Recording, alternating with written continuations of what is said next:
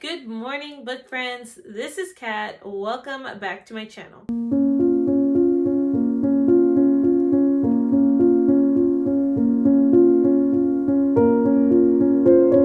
So my hair is doing a weird flip thing and it's up messy for right now, but I will fix it later. But I'm excited to start this vlog series for Chantel's Read Your Bookshelf Challenge. And she has a yearly challenge that you get to read books off your shelves, and each month has a certain prompt. And this year she has done it differently, in which she puts one word and then you get to interpret that word any way you want.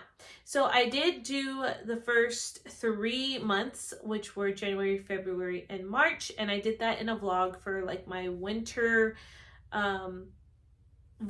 And so this is my spring vlog where I will do April, May, and June's prompts. So I'm going to do these quarterly. So this one, I know I'm kind of pushing it a little late, but that's okay. So let's go ahead and just jump in to what I will be starting off this vlog with. So for her April prompt, the prompt is flowers. So it could be flowers on the cover, the word flowers in the title, or a flower in the title. However it works for you. And so I'm going to go the simple route and I'm going to choose a book with flowers on the cover. And the book I'm choosing is The Vanishing at Castle Moreau. This is by Jaime Wright. And I'm in such a thriller mood right now. Like, I want to read suspense and a thriller book. And so this is basically a dual timeline story. So I'm going to read the back to you. It says, in 1870, orphaned Daisy Francis takes a position as housemaid at a Wisconsin castle to escape the horrors of her past life. There she finds a reclusive and eccentric Gothic authoress who hides tales more harrowing than the ones in her novels. As women disappear from the area and the eerie circumstances seem to parallel a local legend, Daisy is thrust into a web that could ultimately steal her sanity, if not her life. In the present day, Cleo Clemens is hired by the grandson of an American aristocratic family to help his grandmother face her hoarding in the dilapidated Castle Moreau.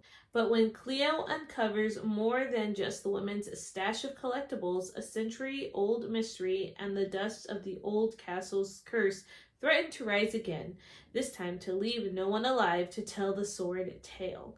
So, I've only read one book from Jaime Wright, and that was The Curse of Misty Wayfair, which I really enjoyed.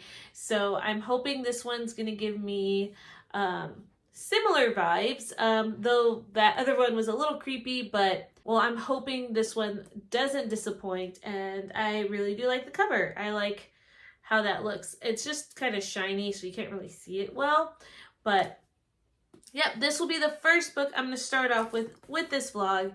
And so this vlog is going to have a little bit more of my day-to-day. It just so happens that today I have a baby shower that I'm going to. This baby shower is a very special one because it is, it's basically a miracle baby shower. This one's actually for my aunt who has been waiting on the Lord's promise to have a child, and it had been 20 years of waiting, and she is finally going to have her baby in June. And so this is a miracle baby, and I'm just so happy for her. And so yeah, we're gonna celebrate her today, so I'm gonna bring you along to that. And so I'm going to edit my TBR for May, because that does need to come up today. Today, I forgot to mention, is May the 3rd. And so, yeah, I'm late, but that hopefully will come up today. And then right after I'm done editing and uploading, I am going to dive into this before the baby shower. So I will come in later on and tell you my initial thoughts on this book.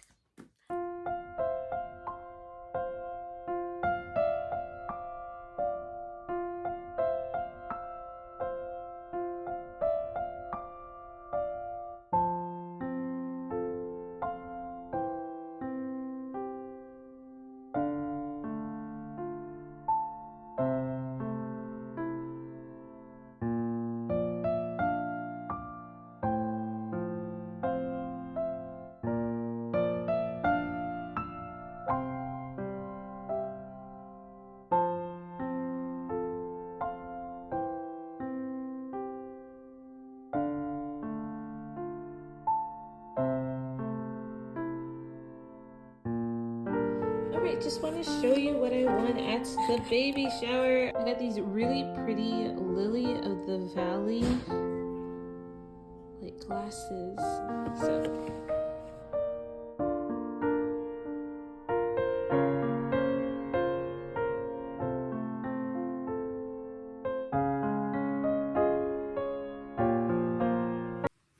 all right, good afternoon, happy Sunday. It's May 4th, so also May the 4th be with you. I have just come back from church and I want to talk to you a little bit about this book. So this book is kind of creepy, not gonna lie. The first part of the book, you get like kind of like a little prologue, but it does open up with this little girl who is basically screaming and waking up from a, I guess, nightmare. Her father comes in and is just trying to reassure her that she just had a nightmare, and the daughter is very adamant, saying that no, I did not. I have seen this woman, old woman, who apparently is missing like 2 fingers, and she's sitting there in the shadows. And the father, goes around the room, checks everything, and he goes, see, it's just a dream. He leaves, and the daughter, the last thing that she kind of sees is this woman still in the shadows. And so that's kind of what how the story opens up, and that's like the first few pages. So yeah, it's pretty creepy, but I know that Jaime Jo Wright does have explanations at the end of her book, and that's kind of how The Curse of Misty Wayfarer opened up. Not that exact scenario, but very creepy-ish. So I'm giving it a go. You do see like 2 perspectives. One is Daisy, and Daisy has shown up to this castle, and she's an orphan, and she's basically employed by the people who live there, and she's like gonna clean and organize and become a maid, and she finds out she's one of the only ones there. And then there's another person, he I guess is like the groundskeeper or something. So it's a pretty creepy castle. And then you see Cleo, she's the more present day perspective, and her story starts off with her trying to go into hiding. At first, I thought it was going in a different direction. If you've read this book, you probably know, but she kind of leaves her goodbye call, and so I was kind of getting a little nervous about that, because I wasn't sure if that goodbye call was her in a way basically wanting to end her life, but it just turns out that she's actually going to change her identity. So yeah, anyway, but she also is seeking employment in this area as a organizer person, and she's the only one who is going to do that. And there's an old lady living in that castle. So that's basically the gist of the story.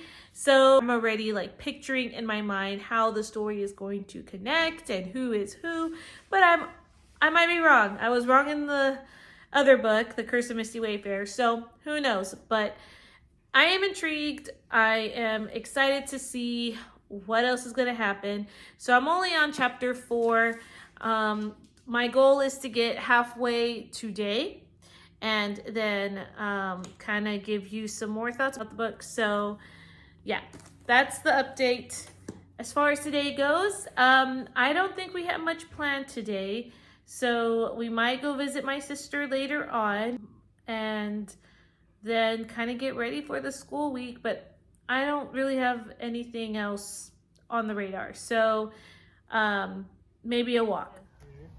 So this beautiful plant is a freesia plant, and my husband actually planted this, and this is supposed to be the 8th year anniversary plant. So he gives me anniversary flowers every year. Each year has its own flower, like I guess symbolizes something. So anyway, this is year 7, and these are freesias. So I just wanted to share that. So I can't wait to see it bloom.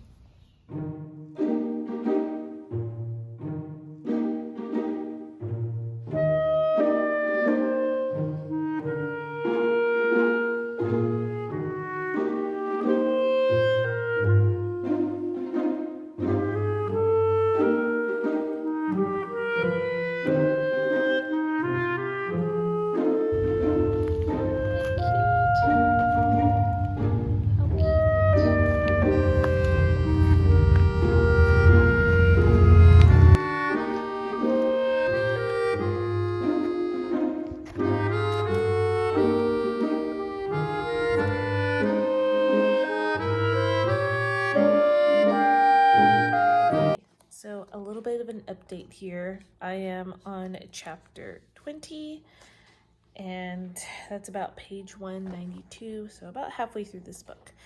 And yeah, it's definitely a creepy book. There is this, like, you still don't know who the mystery woman is, and you get snippets of the girl who, I guess you kind of figure out who the girl might be in this, around this part, but she is still getting visited by this woman with the gnarled hand. Yeah, I said that earlier. And then, you know, the two timelines, they haven't connected yet, but the present day timeline, you are dealing with a lot of grief from the woman of the castle, and Cleo is the woman who was hired to help clean and organize the castle. And so she's kind of starting to walk through this with the lady of the castle. And a discovery was found that might continue to put the castle in a bad light. So they're going to figure out how they're going to handle the media if it comes to that with this castle. And then the other timeline is Daisy.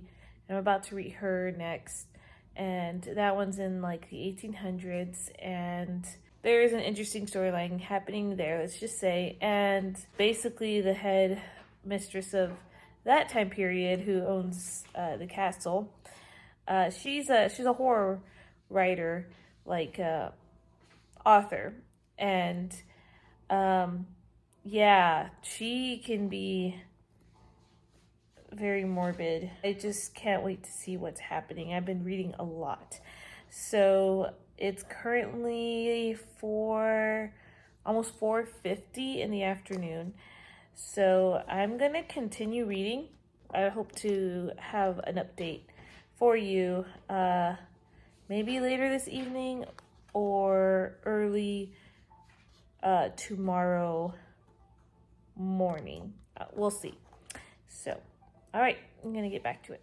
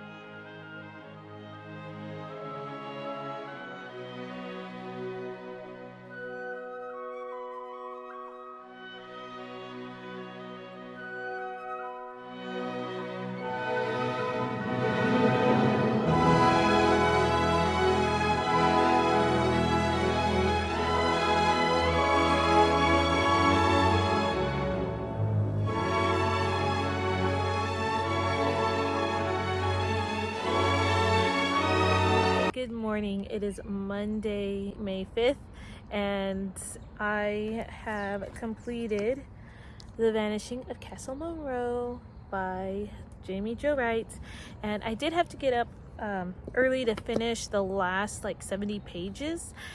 Currently where I'm at right now is I'm at my church, and I do help Monday mornings with the finance office a little bit, and then I go and usually pick up my grandmother right after. But I do have some time before I do go, and I really do want to talk about this book and then tell you my intentions for the next read.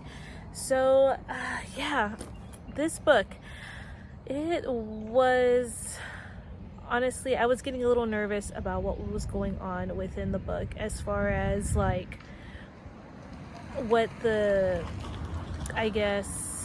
what was going to go on. I was trying to figure out what the mystery was, like especially with this phantom woman thing going on. But towards the end though, I kind of had some guesses, and it was pretty much close. I'm trying to get all my thoughts together, but this book does deal with abuse. So if that is like a trigger for you, or something that you don't really like reading, maybe kind of look up some of the content warnings and stuff. But I will say there is abuse in this book. It is not very detailed, but it does talk about like the victims and everything. As far as like medical content goes, there are some scenes in there that can be a little gruesome, but it doesn't go much excuse me, it doesn't go much into it. I don't think one scene in particular dealing with a leg kind of getting cut because of infection, just letting you know. As far as like Christian fiction faith, I would say it would be like about a 1, maybe 2, and that's because at the end there is like more of like that faith you see. But as a whole, like, she does write books dealing with like hard topics, and so abuse is a big one here. There's grief. Sorry, I had to switch my hands because my arm was getting tired. But yeah, there is definitely some female characters in there who do grow, and I don't want to say much about it, but yeah, it was a great read, and I really enjoyed it. If I can give it a rating, I think right now would be a 4, but I will put on the screen what my actual rating is. And yeah, I did enjoy my time with this book. I couldn't put it down. I really wanted to know the mystery, especially with the Phantom Lady in there. But yeah, that's all I have to say about it. I will definitely be looking at more Jaime Jo Wright. I might be a little more selective in what she writes, just because sometimes it does create an atmosphere where it can be creepy, but everything has an explanation. There is no like paranormal thing, but I would say she is as close as scary, eerie writing as I will ever get. But I do like the explanations. So yeah, okay, that's all I have to say about the book. The next prompt is favorite, and this one I'm struggling, and that's just because I don't know if I'm going to go with favorite author or favorite genre, or within the genre like my favorite time period. So yeah, I'm going to do a little bit of digging about what I'm going to be reading, and I think what I'm going to do is I'm leaning towards a Gabrielle Meyer book. So the one that I will pick, I'm going to put right here. And I think I'm also feeling more audiobook at this point, or at least shorter book at this point. So she has written a lot of like short stories, or shorter like stories, and yeah, I might be doing one of her books. So I am going to go now to pick up my grandmother. I think we're going to a museum today, so that would be fun, going to like a science museum, and I'll take you along for that. I will check back soon.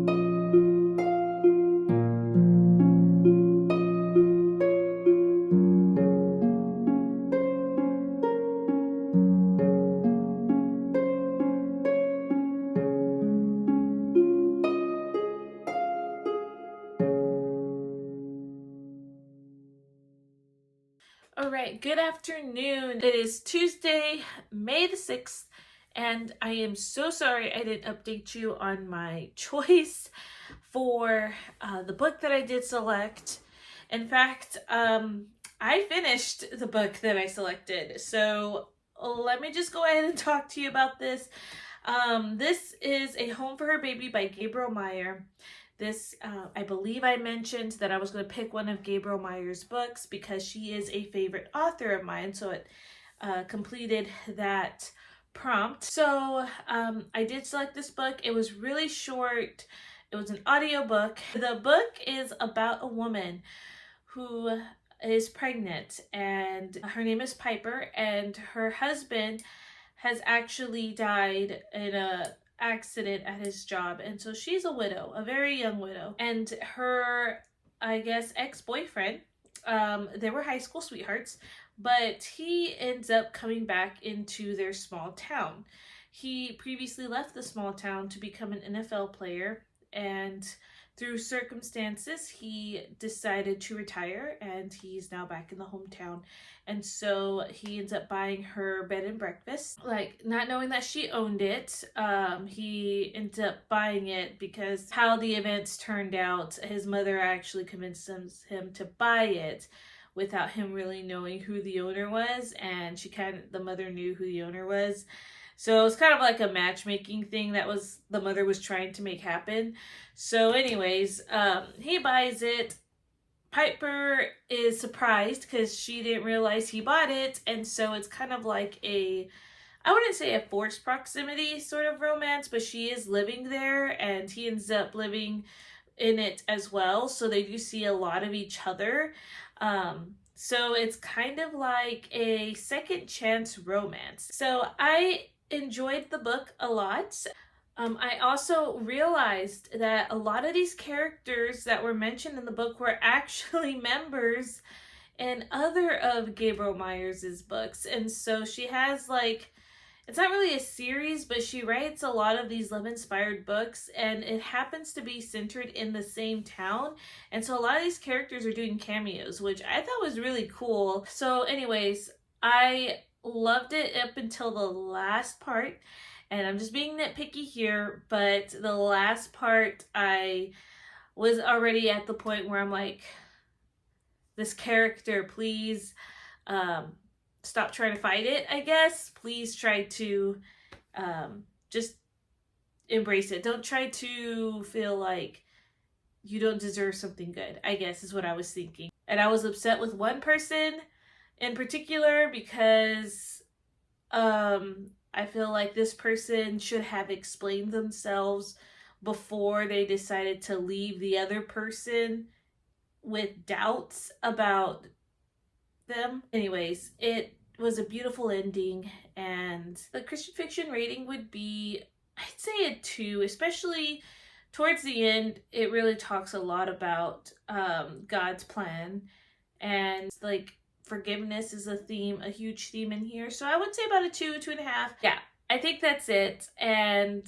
I enjoyed my time with this book. So now that book is done, I have my last prompt. And this last one is the June's prompt, which is birds.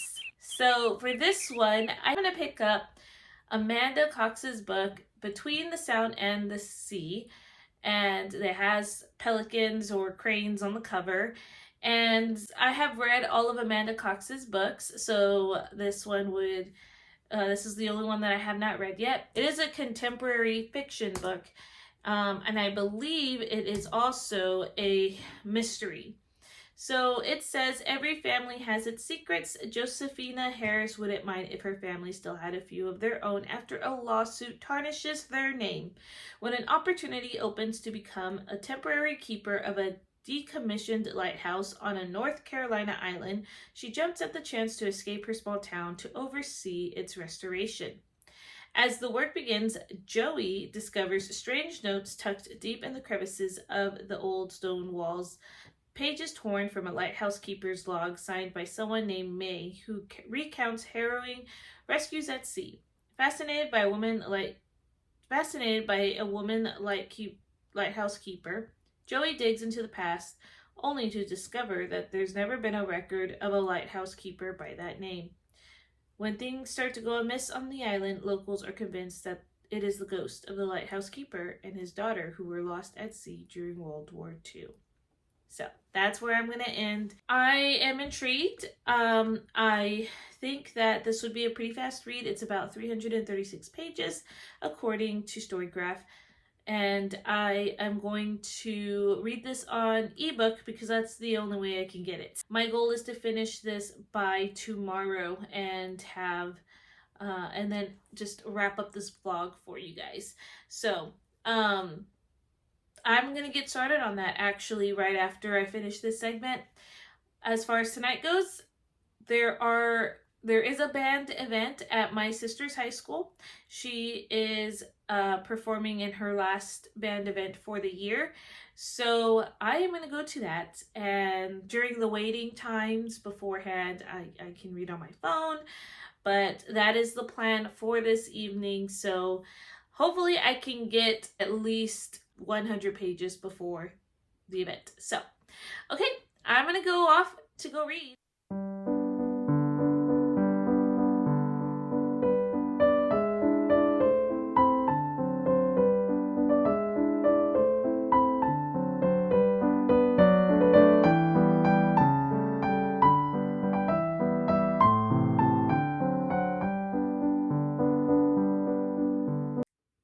Good morning. It is May the 7th, so it's Wednesday. So last night we did go to my sister's performance. It was a very good performance, but I was so tired afterwards. Just working and going to school events afterwards do tire me out now a lot more than they had. But anyways, I did get some reading done. I am not at the 50% mark, but I am pretty close. I think I'm about 46%.